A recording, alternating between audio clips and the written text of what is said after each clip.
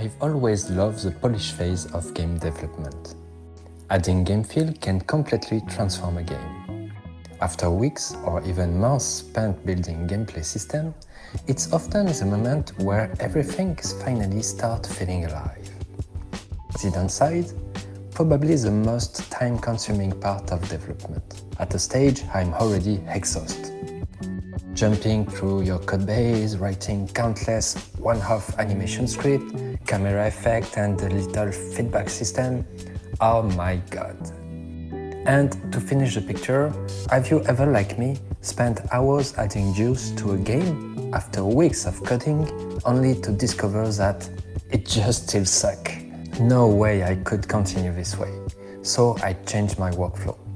Instead of treating game feel as the final polish pass, I start adding it during the prototyping phase. But as juicing up requires so much effort, I end up building a small animation tool for myself that let me iterate extremely quickly. The result? I can discard a weak prototype much earlier. I can focus on the mechanics that actually have potential. And I finally stay motivated through the development because the game already feels satisfying from the very beginning. Looking back, it probably had a bigger impact on my development process than almost any other tool I've made so far.